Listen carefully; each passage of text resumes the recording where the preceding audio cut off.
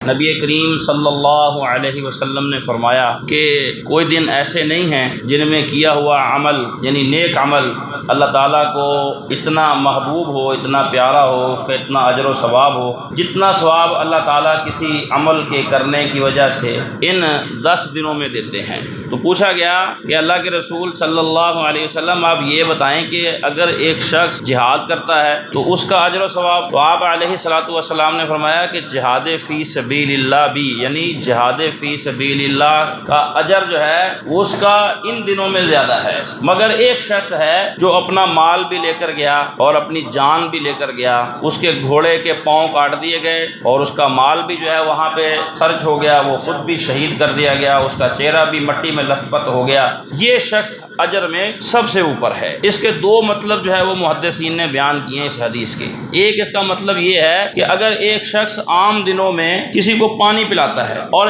ایک شخص جو ہے وہ ان دنوں میں پانی پلاتا ہے، ان دنوں میں جو پانی پلائے گا اس کا اجر عام دنوں میں پانی پلانے کی نسبت زیادہ ہے۔ ایک شخص جو ہے وہ 1000 روپیہ خرچ کرتا ہے عام دنوں میں اور 1000 روپیہ ان دنوں میں خرچ کرتا ہے، تو 1000 روپیہ جو وہ ان دنوں میں خرچ کرے گا اس کا اجر ثواب زیادہ ہے۔ اس طرح تلاوت قرآن مجید ہے، استغفار ہے، ذکر ہے، دعائیں ہیں، اللہ تعالیٰ کے سامنے آنسو بہانا ہے، مسجد کی تعمیر ہے، مدرسے کی تعمیر ہے، لیکن فرمایا کہ ایک اجر، ایک عمل ایسا ہے کہ جو عام دنوں میں کیا جائے یا ان دنوں میں کیا جائے اس کے اجر میں کمی نہیں آتی، اور وہ شخص ہے کہ جو اپنا مال بھی لے کر گیا اور اپنی جان بھی لے کر گیا، مال اس کا جو ہے وہاں پہ اللہ کے راستے میں خرچ ہو گیا اور خود بھی وہ شہید ہو گیا، اس کا چہرہ مٹی کے اندر جو ہے وہ مٹی کے ساتھ لت پت ہو گیا، گھوڑے کے پاؤں کاٹ دیے گئے، یہ ہر حال میں ہی چاہے وہ عام دنوں میں ہو چاہے ان دنوں میں ہو یہ افضل ہی افضل ہے۔ ایک تو یہ مطلب بیان کیا ہے۔ دوسرا مطلب محدثین نے یہ بیان کیا ہے کہ ان دنوں میں اگر کوئی شخص کسی کو پانی پلاتا ہے اور عام دنوں میں چاہے وہ جہاد ہی کرتا ہے تو یہ پانی پلانا عام دنوں میں جہاد کرنے سے زیادہ اجر و ثواب کا